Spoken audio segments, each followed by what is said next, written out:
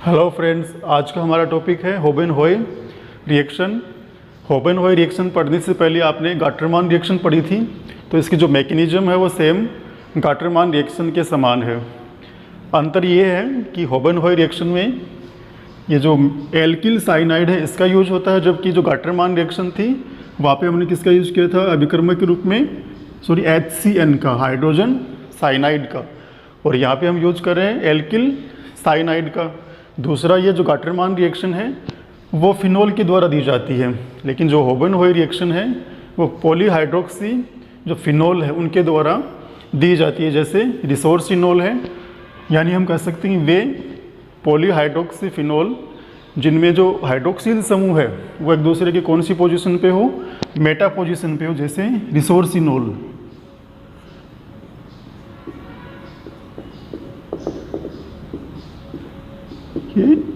OH, इसमें जो hydroxyl समूह है ये पॉलीहाइड्रोक्सी फिनोल हो गया। और जो हाइड्रोक्सिल समूह एक दूसरे को कौन सी पोजीशन पे हैं, इसमें हाइड्रोक्सिल समूह एक दूसरे के मेटा पोजीशन पे हैं। ये ऑर्थो और ये मेटा पोजीशन और ये पैरा पोजीशन, यानी वे पॉलीहाइड्रोक्सी फिनोल जिसमें हाइड्रोक्सिल समूह है मेटा पोजीशन पे हो या मेटा पोजीशन पे उपस्थित हो, मेटा स्थिति पे उपस्थित हो। एल्किल साइनाइड तथा HCl के साथ ZnCl2 या AlCl3 की उपस्थिति में ZnCl2 ले सकते हैं या फिर AlCl3 ले सकते हैं की उपस्थिति में इथरीय विलायक में अभिक्रिया करके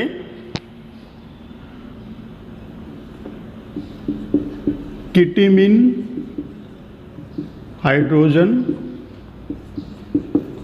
क्लोराइड का निर्माण करते हैं, जिसका जल अपघटन करवाने पर हमें प्राप्त होता है polyhydroxy aromatic polyhydroxy ketone, aromatic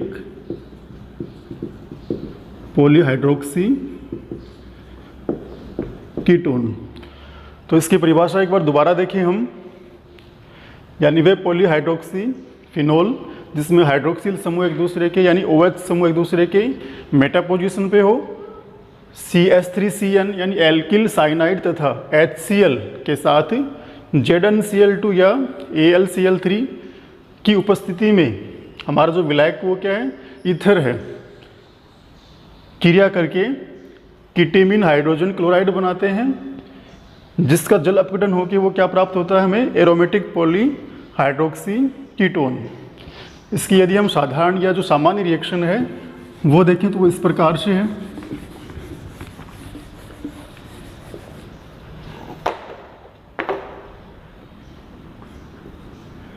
reactant हमारे पास है पॉलीहाइड्रोक्सी रिसोर्सिनोल, जिसमें जो OH है यानी जो हाइड्रोक्सिल समूह है वो एक दूसरे कौन सी पोजीशन पे है, मेटा पोजीशन पे है, रिसोर्सिनोल। बाकी रिएक्टेंट कौन कौन से हैं, CH3 CN एल्किल या फिर मेथिल साइनाइड, साथ में है HCl और AlCl3 या फिर ZnCl2 की उपस्थिति में क्या होती है, अभिक्रिया होती है। और हमारा विलायक क्या है, ईथर है। उत्पाद के रूप में पहले हमें प्राप्त हुआ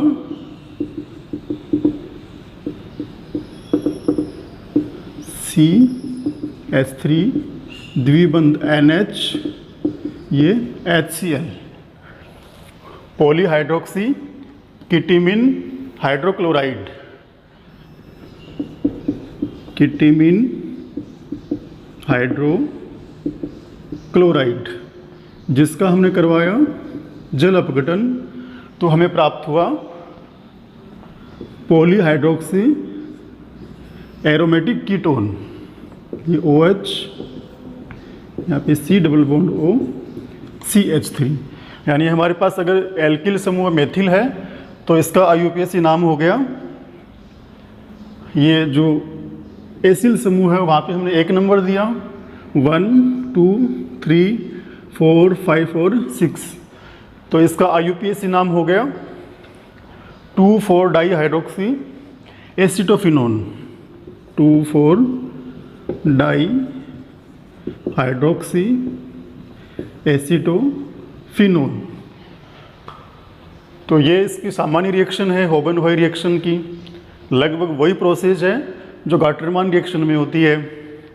डिफरेंस दो चीज़ का है, एक तो हमारे पास जो रिएक्टेंट है वो फिनोल ना होके हमारे पास है रिसोर्सिनोल, यानी ऐसे हमारे पास पॉलीहाइड्रोक्सी फिनोल है जिसमें हाइड्रोक्सिल समूह क्या हो, मेटा पोजीशन पे हो। HCN की जगह यहाँ हमने यूज लिया है एल्किल साइनाइड का। बाकी सभी वही प्रोसेस है और मैकेनिज्म भी लगभग वही है। तो हम देखते हैं इसकी जो क्रियाविधि वो किस प्रकार से संपन्न होती है, या जो संपूर्ण अभिक्रिया वो कैसे संपन्न होती है।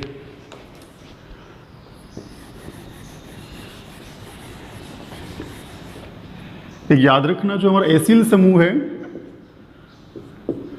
वो हाइड्रोक्सिल समूह की, जो हमारा हाइड्रोक्सिल है OH, उसकी ऑर्थो पोजीशन पे जुड़ता है हमेशा। मैकेनिज्म देखिए हम, ये हमारे पास पर्बल अम्ल HCl है जिसका वियोजन होता है H+ प्रोटॉन और क्लोराइड में, CH3 C triple bond N। ये हमारा एल्किल साइनाइड या मेथिल साइनाइड है।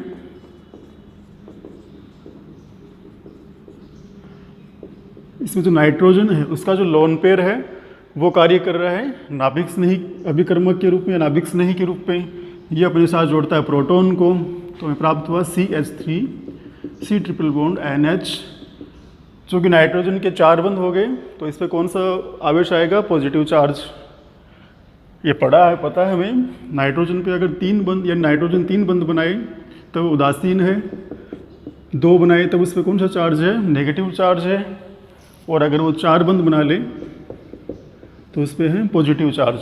वो पाई बंध हो सकते हैं या फिर सिग्मा हो सकते हैं। ये जो संरचना है ये अनुनाद के द्वारा स्थायी होती है। ये पाई इलेक्ट्रॉन चलेगी नाइट्रोजन के पास, तो हमें प्राप्त हुआ CH3 C double bond N, और ये H। अब कार्बन पे कौन सा चार्ज आएगा, कार्बन पे आएगा पॉजिटिव चार्ज। इसकी क्रिया करवाई हमने क्लोराइड के साथ। जो HCl है उसका जब अपघटन हुआ तो वियोजन हुआ तो प्रोटॉन प्राप्त होता है और क्लोराइड आयन प्राप्त होता है। तो हमें प्राप्त हुआ CH3 CCl ये NH। इस कंपाउंड की CH3CCl द्विबंध NH के साथ रिएक्शन करता है AlCl3 या फिर ZnCl2। पता है हमें जो AlCl3 है वो एक इलेक्ट्रॉन न्यून संरचना है, ये लुईस अभिकर्मक के रूप में कार्य करता है। तो यहाँ से ये अपने साथ जोड़ेगा क्लोराइड को, तो हमें संरचना प्राप्त CH3C पॉजिटिव चार्ज, क्योंकि जो क्लोराइड है वो इलेक्ट्रॉन अपने साथ लेके जाता है। ये NH प्लस AlCl4 जिस पे है नेगेटिव चार्ज, और यहाँ पे कार्बन पे क्या है, पॉजिटिव चार्ज है।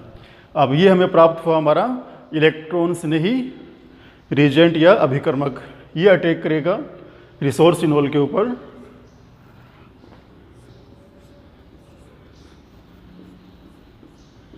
ये OH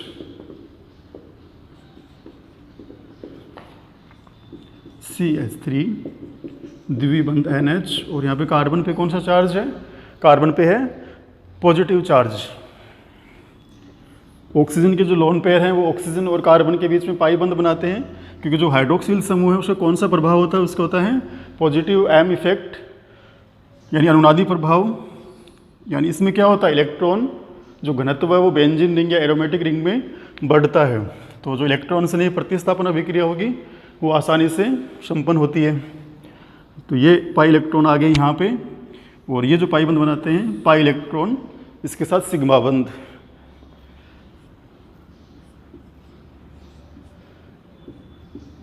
ये OH, इस पर पॉजिटिव चार्ज, क्योंकि यहाँ पे जो ऑक्सीजन है उसका जो बाह्यतम कक्ष है उसमें कितने इलेक्ट्रॉन बचे हैं, गिन लो, 5 बचे हैं, 1 2 3 4 और 5।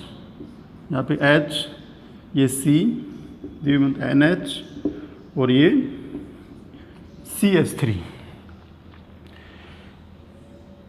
ये एक एरोमेटिक रिंग नहीं है क्योंकि इस कार्बन पे sp3 संकरण है, इसकी जो एरोमेटिक था वो क्या हो गई, भंग हो गई है। तो वापस ये एरोमेटिक कंपाउंड बनेगा। तो यहाँ से प्रोटॉन बाहर निकला, इलेक्ट्रॉन वापस अपनी पहले वाली जगह आ गए और ये लोन पर चले गए ऑक्सीजन के पास। तो -H+, यहाँ से प्रोटॉन हमने बाहर निकाल दिया।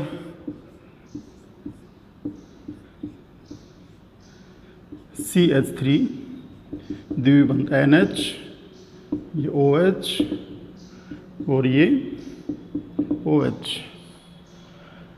हमारा माध्यम में प्रोटॉन उपस्थित है। तो जो ये NH है, इसमें जो नाइट्रोजन है उसका जो लोन पेयर है वो अपने साथ किसको जोड़ता है, अपने साथ जोड़ता है वो प्रोटॉन को। OH, CH3, द्विबंध NH2। अब नाइट्रोजन ने अपने साथ प्रोटॉन को जोड़ा तो इसने किसका यूज किया, अपने लोन पेयर का यूज किया। लोन पेयर का यूज किया तो यहाँ पे नाइट्रोजन के हो गए 4 बंध। अगर 4 बंध होंगे तो नाइट्रोजन पे कौन सा चार्ज आ गया, पॉजिटिव चार्ज। ठीक है।